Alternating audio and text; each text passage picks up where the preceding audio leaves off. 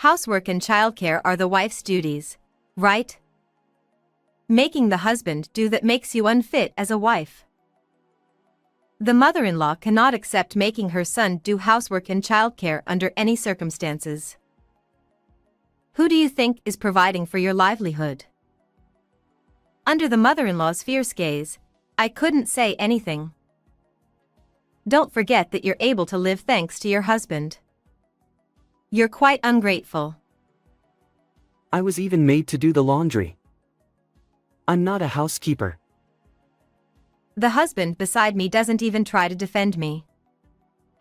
If I divorce you, you won't be able to live with our daughter alone. Being strongly criticized by both my husband and mother-in-law, I had reached my limit. My name is Zoe, a 30-year-old office worker. I met my husband, Ash, in college, and our relationship progressed from there. After becoming working adults and being of suitable age, we got married. We soon had a daughter and gave birth. Because my job had irregular hours, I decided to change jobs after giving birth. Now I work full-time at a workplace with few overtime hours. At the time, I didn't realize it, but after marriage, I found out that my husband had a mama's boy tendency. Whenever my husband makes a decision, he always consults with his mother. When we were married and looking for a new home, I was surprised when he brought his mother along. This place has a spacious living room and convenient shopping, so why don't we decide on this room? What do you think, Mom? Even though I was consulting my husband, why was he asking for his mother's opinion? But the sunlight isn't very good here, so I think the other place is better. Yeah, you're right. I was thinking the same thing. Even though this would be the room for just my husband and me, his mother's opinion took precedence. In the end, after visiting several properties, we decided on one that satisfied his mother. I didn't complain because I also liked it, but I couldn't shake off my uneasiness. When we went to buy furniture and appliances, his mother also tagged along. Hey, don't you think your mother-in-law is busy too? How about going just the two of us next time? I wanted to decide with my husband alone, but he didn't listen even when I indirectly expressed that I didn't want his mother to come. It's not like Mom is busy, so it's okay. Since she's helping, isn't it better to decide based on her opinion? Even if I hinted that I didn't want my mother-in-law to come, my husband didn't understand. Sometimes there would be messages saying dinner wasn't needed on weekdays, but it seemed like he was going home and having dinner with his mother. Because I was also working, it was convenient not to have to make dinner for my husband, so I didn't delve too deeply into it. My mother-in-law would be happy if her son came to visit occasionally, so I had no reason to complain. I didn't want to be thought of as a nagging wife and be disliked by my husband or mother-in-law. A few years into marriage, when our daughter started school, I received a call from my mother saying that my father wasn't feeling well. Since my elderly mother couldn't handle caregiving alone, I decided to go back home and help out in between work. During that time, I left my daughter in my husband's care. My daughter had become quite independent and even offered to help, knowing that I was having a hard time with caregiving, which was a great help to me. Then one day, my mother-in-law came to the house and started blaming me fiercely. What's your intention? Ash says he does all the childcare and housework. I'm sorry. My father's condition is bad, and caregiving is necessary right now. I believe that families should help each other when they're in trouble, but it seems my mother-in-law doesn't think so. Housework and childcare are the wife's duties, right? Making Ash do that makes you unfit as a wife. If you want to do caregiving so much, do the housework and childcare properly first. Under my mother-in-law's stern gaze, I couldn't say anything.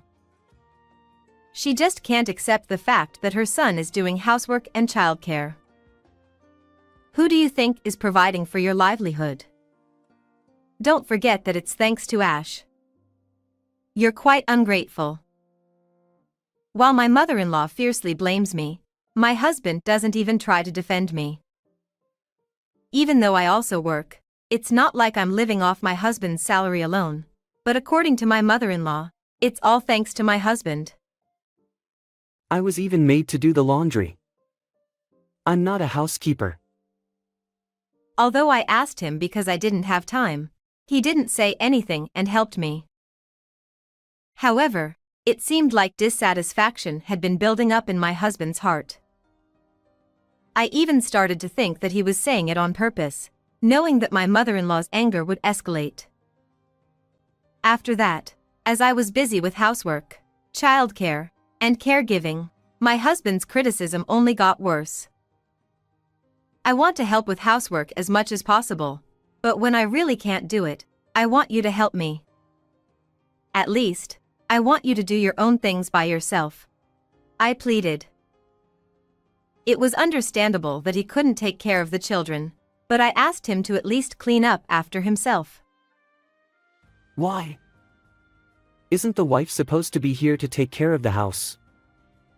Why should I have to do it? Is this how you avoid doing housework? My husband retorted. My husband completely failed to understand my desire for cooperation. Even though you earn less than me, you have the nerve to say such things. If we divorced, you wouldn't be able to live with our daughter. He continued.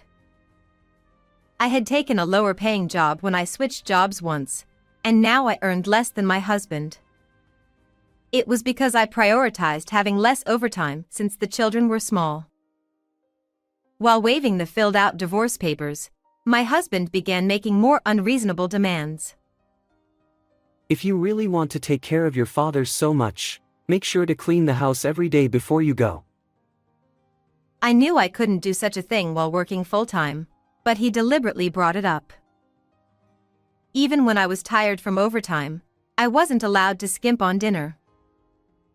Aren't there too few dishes? You're just trying to cover it up with stir-fries. And besides, I don't eat the ready-made dishes you buy at the supermarket. He criticized. Forced to present elaborate home-cooked meals, I was exhausted both mentally and physically. From then on, when I returned to my parents' house, I took my daughter with me. I no longer expected anything from my husband, who only demanded the impossible. I tried not to care about my husband and stopped taking much care of him. My mother doted on my daughter greatly, welcoming our visits home with joy. My daughter also loved my mother dearly, delighted to play with her. It's nice that you come, but aren't you pushing yourself too hard? I'm worried because you look tired. My mother noticed my changes immediately. Don't worry. I'm grateful that Mom is taking care of the children, I said, feeling guilty for relying on my mother. In the midst of all this, my father, whom I had been caring for, passed away. While grieving, my mother and I discussed inheritance. As it turned out, my father was wealthy and owned several properties, including the family mansion. The family home was large enough to be called a mansion, albeit old. It was well maintained and still inhabitable. It was originally where my parents lived together. When my husband came to propose, he was astonished to see the mansion. It was located in a popular area with good transportation access, making it popular as a vacation home. It had plenty of nature and a good view, with deep sentimental value for my parents. I suppose Mom will continue to live in this house, I naturally assumed, but my mother had a different opinion. Well, about that, I think this house is too big for me alone. My mother said. It must be difficult for my elderly mother to maintain the mansion. After much discussion, we decided that I would inherit the house, And my mother would move to a convenient condominium using her inheritance. After my father's funeral, my daughter and I stayed at the mansion to sort out his belongings and handle various inheritance procedures. While my mother and daughter went shopping, leaving me to work alone, my mother-in-law and husband suddenly barged in. "What's going on? What's with this sudden visit? You inherited this mansion, didn't you?" My mother-in-law said, looking around the mansion.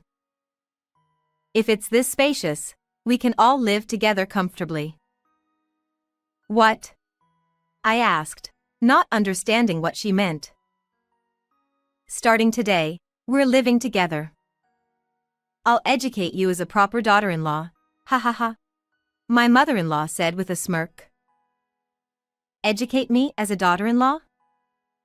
I laughed at my mother-in-law's words. I stared at them both and said, "Your daughter-in-law? Who are you talking about? I'm still single, you know." "What? What are you talking about?" My mother-in-law and husband were confused. "I've already filed for divorce, so you two are strangers to me. It's unfortunate that there won't be a daughter-in-law for you to educate anymore." "What? Do you think you can get away with this?" When I mentioned the divorce, both of them widened their eyes in surprise.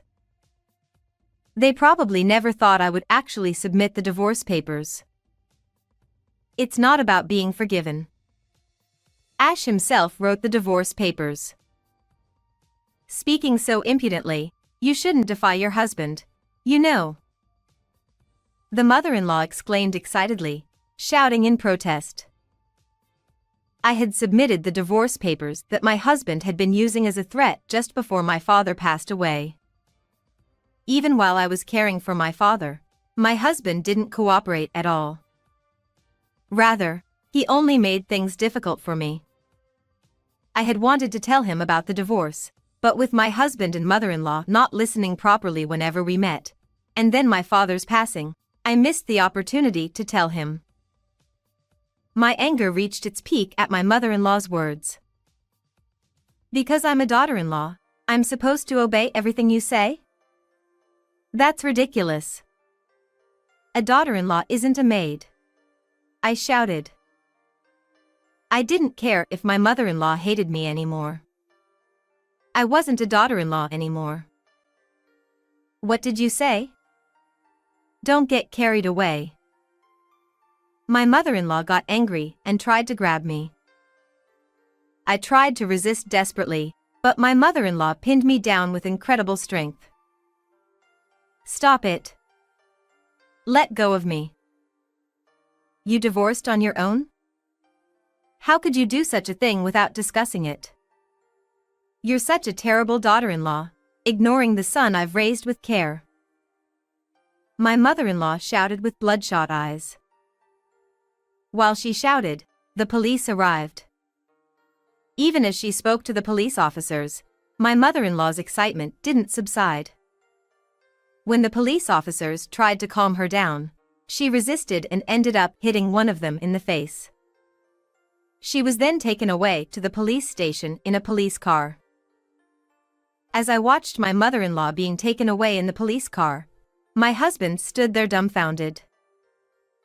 "I'll claim compensation for the mental anguish I've suffered. I've documented everything." What are you talking about? My husband was confused and speechless. Without my supportive mother-in-law, my husband was helpless. "Of course, I'll have custody of our child, so you'll have to pay child support every month." With no ally in sight, my husband could only stand there, crestfallen. Sometime later, my ex-husband came to my workplace. Apparently, rumors had spread through mutual acquaintances from our university days that he often visited my workplace. His wife ran away from him. It seems like a daughter-in-law and mother-in-law trouble. I feel sorry for his wife. Feeling uncomfortable with the eyes of his colleagues on him, He resigned from his job. His hair was disheveled, his beard untrimmed, and he looked unkempt. I was surprised to see him like this. According to what I heard, he had become addicted to gambling due to stress and was financially struggling. Also, it seemed that my mother-in-law had been addicted to gambling for some time, so even with my ex-husband's new job, it was difficult for them to make a living. It's bothersome when you come to my workplace. But you don't even bother to reply when I contact you. I didn't want to have anything to do with my ex-husband or ex-mother-in-law anymore. Please, can you reduce the child support? I've been struggling financially lately. We agreed on the amount of child support, didn't we? You said you wanted to do everything you could as a father. He clicked his tongue and glared at me, displeased. The situation has changed, so it can't be helped. My new job pays less, and the bonuses are meager. From my perspective, I thought that if he didn't gamble, he could afford to pay alimony and child support. I was disappointed that he didn't have the awareness of being a father. With just your income, it must be tough, right? Hey, let's start over.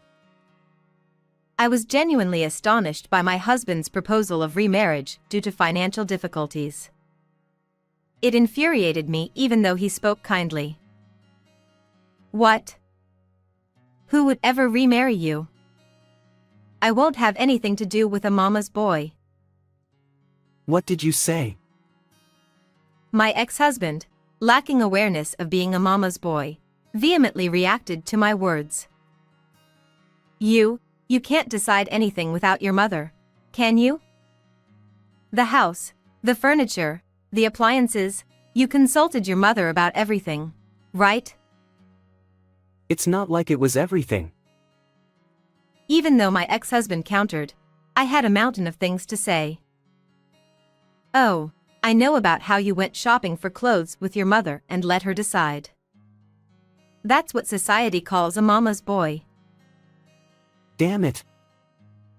Stung by my words, my ex-husband looked frustrated. Although he thought of himself as a dutiful son, from my perspective, he was just a mama's boy who couldn't make any decisions on his own. You always used to make fun of my low salary, but I won't let you say such things anymore. What do you mean? After I changed jobs and was praised for my hard work at my new workplace, I was able to get promoted. I got promoted. I earn more than you do now. What are you talking about? There's no way you earn more than me. My ex-husband refused to believe my words. He always boasted about his higher salary and belittled me. He probably never imagined that his wife would out-earn him. I don't need you to believe me. I can show you my pay stub anytime. Confidently stating this, I silenced my husband. Moreover, with the inheritance I received, I could live comfortably even without him. Now, I'm not forced by my husband to do household chores, and there's no nagging mother-in-law, so life is very comfortable. Then, why don't you give me a share of the inherited mansion and other properties? I should have half the rights too. To my ex-husband's selfish request, I explained. Listen, inherited property doesn't become marital property. Sorry, but you have no rights. Damn it. It's all because you went and filed for divorce on your own. I haven't done anything wrong. He still seemed dissatisfied with the divorce. If you've done nothing wrong, then why did we divorce? Did you ever help me when I was busy raising a child? You didn't do anything, I pointed out. That's because you didn't do the housework properly. Even if I wanted to do the housework, I couldn't. Isn't marriage about helping each other when in trouble? Realizing that he lacked the intention to support his wife, my affection for him faded. he wouldn't understand the feeling of not being helped when in dire straits. It's absurd for me alone to work and bear the burden of household chores and childcare. What did you say? It's the wife's job to do the housework and childcare. You're the one at fault for trying to push that onto your husband. He continued to shout, ignoring his own actions. Being a nuisance in front of my workplace, he was eventually taken away by security guards. Later, my ex-husband and ex-mother-in-law struggled financially and had to sell the family home. They barely managed to get by while paying alimony by moving to a rundown apartment. However, both of them couldn't quit gambling, and life seemed quite challenging for them. As for me, during busy and difficult times at work, I receive help from my mother while living happily with my daughter. My daughter seems delighted by the increased number of smiles on my face. Previously, my days were spent gauging the moods of my ex-husband and ex-mother-in-law. But from now on, I want to show my daughter how to live as herself. I have to raise my daughter alone. Through the experience with my ex-husband, I keenly realized the importance of parental education. I want to firmly instill in my daughter the values of compassion and helping others in need. No matter how tough it gets, I've decided to overcome it without forgetting to smile. How was this story? Don't forget to subscribe to the channel. Well then, see you in the next video.